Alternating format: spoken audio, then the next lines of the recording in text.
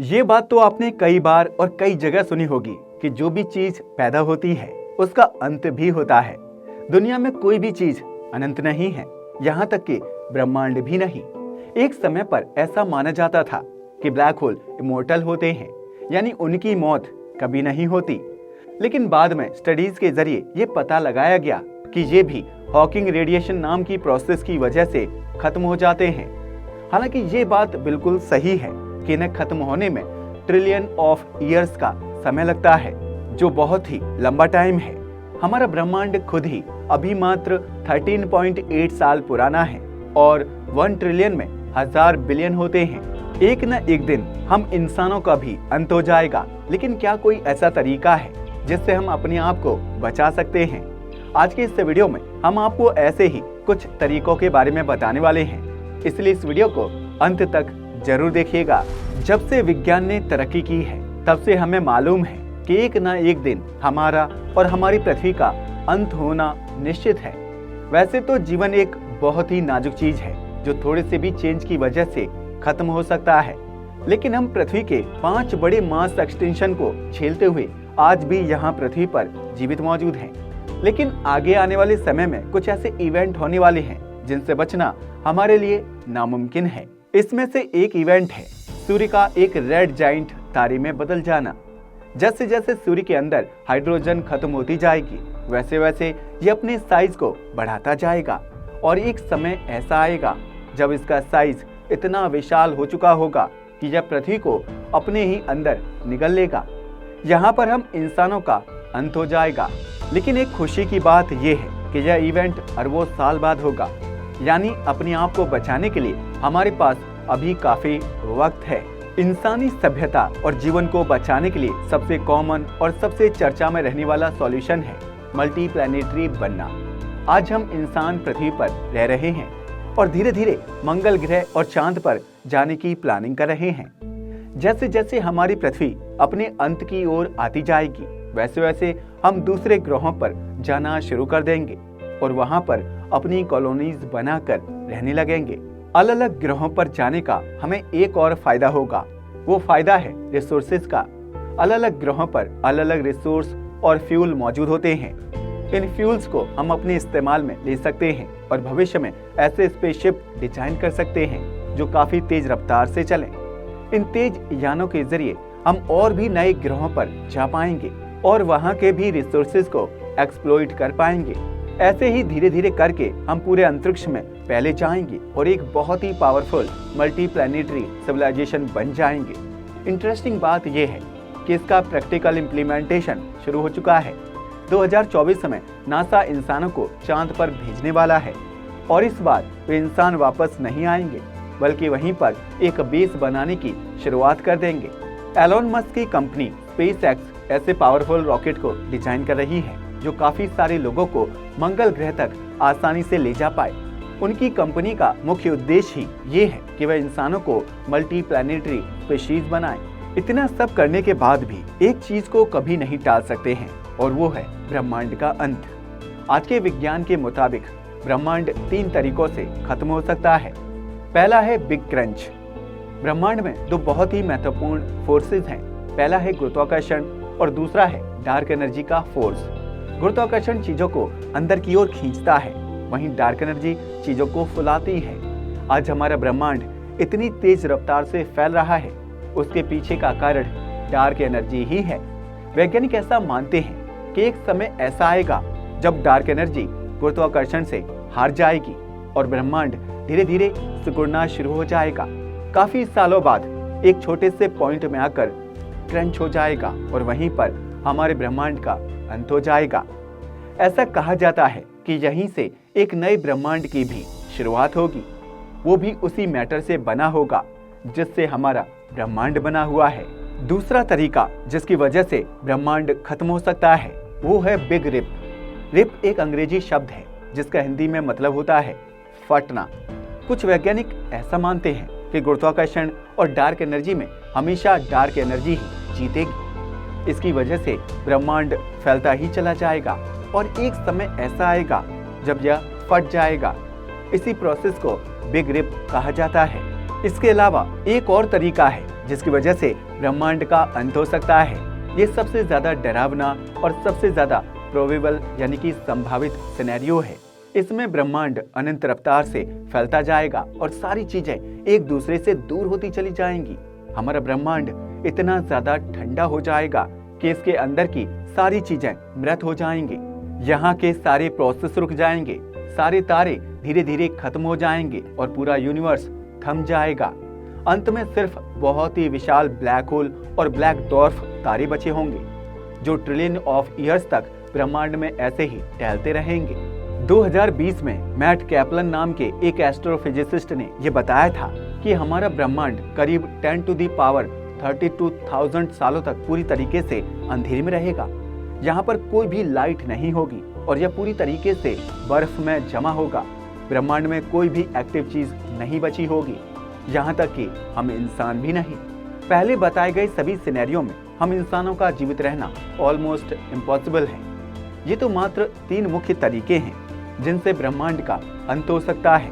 शायद कई सारी ऐसी भी चीजें हों जो हम इंसानों को आज तक पता ही ना हो, लेकिन हमारे पास अभी भी एक सॉल्यूशन बचा हुआ है। अभी तक वैज्ञानिक इस बात को लेकर निश्चित नहीं है कि यह थ्योरी सही है या नहीं, लेकिन क्वांटम फिजिक्स के मुताबिक ऐसा होना बिल्कुल मुमकिन है। हम बात कर रहे हैं मल्टीवर्स की। जैसे जैसे हम इंसान दूसरे ग्रहों पर जाना शुरू कर देंगे, वैसे वैसे हम तेजी से एडवांसमेंट की ओर बढ़ने लगेंगे।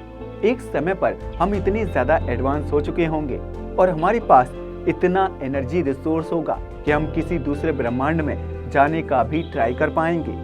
करीब 1 महीने पहले ही वैज्ञानिकों ने पहली बार एक लेबोरेटरी में वर्म होल की फॉर्मेशन की थी।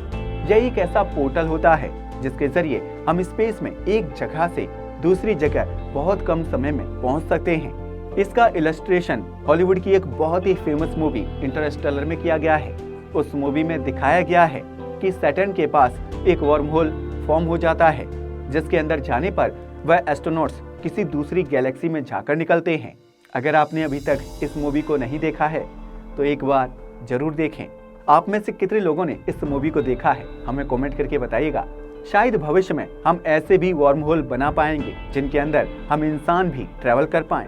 अगर ये सच होता है तो यह इंसानों की सबसे महत्वपूर्ण और बड़ी इन्वेंशन होगी। इसके जरिए हम अलग अलग गैलेक्सीज, सोलर सिस्टम और यहाँ तक कि अलग अलग ब्रह्मांडों में भी बहुत कम समय में ट्रैवल कर पाएंगे। वर्म होल कुछ ऐसे तरीकों में से एक है जिसके जरिए हम प्रकाश की रफ्तार से भी तेज स्पेस में ट्रैवल कर सकते हैं। हम अभी तक ये नहीं जानते हैं कि मल्टीवर्स का कॉन्सेप्ट रियल है या नहीं। अगर ये रियल है तो हम ये भी नहीं जानते कि यह काम कैसे करता है। आने वाले अरबों सालों में हम इंसान बहुत ही ज्यादा एडवांस हो चुके होंगे और वर्म होल जैसी छोटी मोटी टेक्नोलॉजी बनाना हमारे लिए काफी ज्यादा आसान होगा। उस समय तक हम इंजीनियरिंग में मास्टर कर चुके होंगे, जिसके जरिए हम ऐसे मेगा स्ट्रक्चर बना पाएंगे जिसकी आज हम कल्पना भी नहीं कर सकते हैं। शायद उस समय तक हम इतने पावरफुल हो चुके होंगे कि हम ब्रह्मांड के नियमों को कंट्रोल करने और बदलने के भी काबिल होंगे। लेकिन जब तक ऐसा नहीं हो जाता तब तक हमें ऐसे ही अंतरिक्ष में इधर से उधर टहलते रहना होगा और नए नए ग्रहों को ढूंढकर उन पर अपनी कॉलोनीज को बसाते रहना होगा। खैर, ये तो हुई बहुत ही बात की बात। सबसे पहले हमारा सूर्य एक रेड जाइंट तारे में तब्दील होगा। क्या कोई ऐसा तरीका है जिसके जरिए हम ये होने से रोक पाएं? आपको जानकर हैरानी होगी कि हमारे पास सूर्य की मौत को टालने का भी एक तरीका है। एक तारा रेड जाइंट में तब बदलता है जब उसके अंदर की हाइड्रोजन खत्म होने लगती है। हम बाहर से हाइड्रोजन इकट्ठा करके अगर उस तारे में डालेंगे तो यह प्रोसेस पोस्टपोन होता जाएगा। जैसा कि मैंने आपको पहले ही बताया कि सूर्य रेड जाइंट फेज में अरबों साल बाद जाएगा और तब तक हमारे पास इतनी तो टेक्नोलॉजी आ ही चुकी होगी कि हम बाहर से हाइड्रोजन कलेक्ट करके एक तारे में डाल पाएं। आज के हिसाब से तो यह चीज बहुत कठिन लगती है, लेकिन भविष्य में ऐसा होना बिल्कुल संभव है। अगर हम ये भी नहीं कर पाते तो पृथ्वी को बचाने का एक और सॉल्यूशन हमारे पास है, वो है relocation of earth. Stellar engine नाम का एक मेगा स्ट्रक्चर होता है जो एक तारे में फिट हो जाता है। वह तारे की ही एनर्जी को इस्तेमाल करके पूरे सौरमंडल की दिशा को बदलने के काबिल होता है। भविष्य में हम कुछ ऐसा ही मेगा स्ट्रक्चर अपनी पृथ्वी के लिए भी बना सकते हैं। उसके जरिए हम अपनी पृथ्वी के ऑर्बिट को चेंज कर पाएंगे। और उसे ऐसी जगह पर ले जा पाएंगे जहां पर हम इंसान सुरक्षित हों। ये करना काफी ज्यादा कठिन होगा, क्योंकि ऑर्बिट चेंज करना मतलब पूरे सौरमंडल में तबाही लाना। हमें बहुत ही कॉम्प्लेक्स मैथमेटिक्स को सॉल्व करना पड़ेगा और तभी हम पृथ्वी को बिल्कुल सुरक्षित तरीके से सौरमंडल की किसी और जगह पर शिफ्ट कर पाएंगे। अभी हम डार्क एनर्जी और डार्क मैटर जैसी चीजों को पूरी तरीके से नहीं समझ पाए हैं। हमारे पूरे ब्रह्मांड का मात्र 4% हिस्सा ही नॉर्मल मैटर है। आज तक आपने जितनी भी चीजों को देखा है और जितनी भी चीजों के बारे में सुना है वो सब ही नॉर्मल मैटर में आती हैं। बाकी का 96% हिस्सा डार्क मैटर और डार्क एनर्जी जैसी मिस्टीरियस चीजों से बना हुआ है। हम धीरे धीरे इन्हें समझने के करीब आ रहे हैं और एक समय ऐसा आएगा जब इन्हें हम पूरे तरीके से समझ चुके होंगे। ऐसा हो सकता है कि कार्डाशेव स्केल में ऊपर बढ़ने के बाद हम यूनिवर्स के एक्सपेंशन को भी कंट्रोल करना सीख लें। एक समय हमें आग जैसी बेसिक चीज को भी कंट्रोल करना नहीं आता था, लेकिन समय के साथ साथ हम इंटेलिजेंट बनते गए और आज हम आग को सिर्फ कंट्रोल ही नहीं करते बल्कि उसे अलग अलग चीजों में बहुत अच्छे रूप से इस्तेमाल भी करते हैं। अंत में हमारे पास मात्र एक तरीका ही बचा हुआ है जो काफी ज्यादा आसान भी है और हमें ब्रह्मांड के अंत तक जीवित भी रखेगा। इसके बारे में बहुत ही कम चर्चा की जाती है। हम बात कर रहे हैं डायसन सिनेरियो की। इस सॉल्यूशन के बारे में फ्रीमैन डायसन नाम के एक वैज्ञानिक ने बताया था। यही वो शख्स थे जिन्होंने डायसन स्फीयर नाम के एक मेगा स्ट्रक्चर के बारे में भी रिसर्च पेपर लिखा था। डायसन सिनेरियो के मुताबिक हमें बिग फ्रीज में एक बहुत ही लॉजिकल सॉल्यूशन देखने को मिलता है। इस केस में हमारे ब्रह्मांड की सारी एनर्जी डाउन हो जाएगी और यह पूरी तरीके से ठंडा हो जाएगा। ऐसे में हम इंसानों का जीवित रहना बिल्कुल इम्पॉसिबल है, लेकिन हम इंसानों की कॉन्शियसनेस का जीवित रहना बिल्कुल पॉसिबल है। अगर हम बिग फ्रीज के पहले काफी सारी एनर्जी को हार्नेस कर लेते हैं और उसे अच्छे से कंट्रोल और यूज करते हैं तो भविष्य में वही ऊर्जा हम कॉन्शियसनेस को स्टोर करने में इस्तेमाल कर सकते हैं। न्यूरोसाइंस के मुताबिक हम इंसान जो भी सोचते हैं और करते हैं वो सब कुछ हमारे दिमाग में ही चल रहा होता है। दिमाग के अंदर न्यूरॉन्स नाम की सेल्स होते हैं जो एक दूसरे से केमिकल्स या फिर न्यूरोट्रांसमीटर्स के जरिए कम्युनिकेट करते हैं। इसी कम्युनिकेशन की वजह से हमारे अंदर कॉन्शियसनेस या फिर चेतना होती है। दुनिया भर में काफी सारे न्यूरो साइंटिस्ट और इंजीनियर साथ में मिलकर किसी ऐसे डिवाइस को इन्वेंट करने की कोशिश कर रहे हैं जो इस कॉन्शियसनेस को रिप्लिकेट कर पाए। अगर हम अपने आप को एक कंप्यूटर में स्टोर कर लेते हैं तो हमारे लिए भविष्य में जीवित रहना काफी ज्यादा आसान हो जाएगा। बिग फ्रीज के समय भी हमारे पास सिर्फ अपने दिमाग का डेटा होगा जिसकी मदद से हम जीवित और कॉन्शियस रह पाएंगे। दुख की बात यह है कि उस समय हमारे पास अपनी बॉडी नहीं होगी। यानी आप यह सोचने के तो काबिल होंगे कि आप भाग सकते हैं, लेकिन आपके पास भागने के लिए अंग ही नहीं होंगे।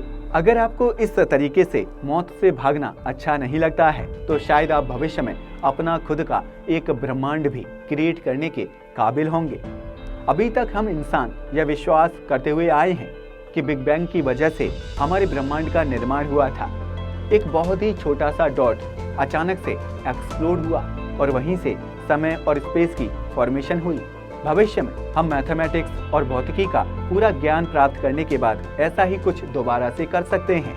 ब्रह्मांड में जो भी चीज होती है वह बेसिक भौतिकी के नियमों की वजह से ही होती है। अगर हम उन्हीं नियमों को फॉलो करके वापस से उस इवेंट को दोहराने की कोशिश करें तो यह बिल्कुल मुमकिन है। शायद भविष्य में हम बिग बैंग जैसी कॉम्प्लेक्स घटना को भी वापस से क्रिएट कर पाएंगे।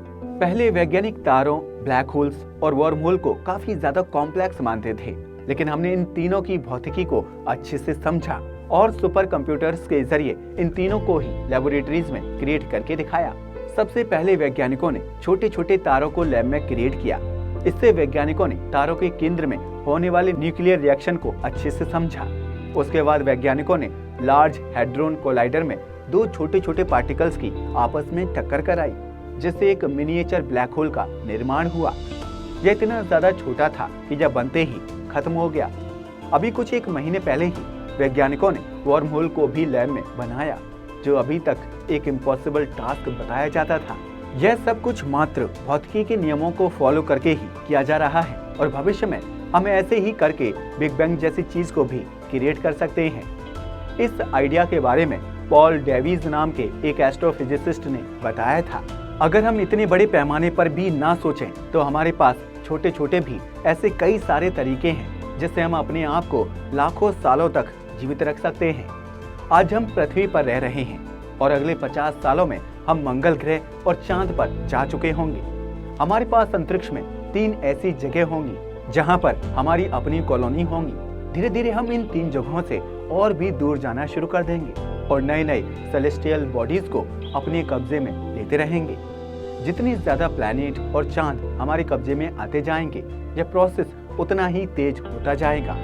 एक समय ऐसा आएगा जब हम अपने पूरे सौरमंडल को कॉलोनाइज कर चुके होंगे और अब बारी होगी हमें अपने तारे एनर्जी को यूज करने की। इसके लिए हम डायसन स्फीयर या फिर डायसन सॉर्म जैसे स्ट्रक्चर्स का इस्तेमाल करेंगे।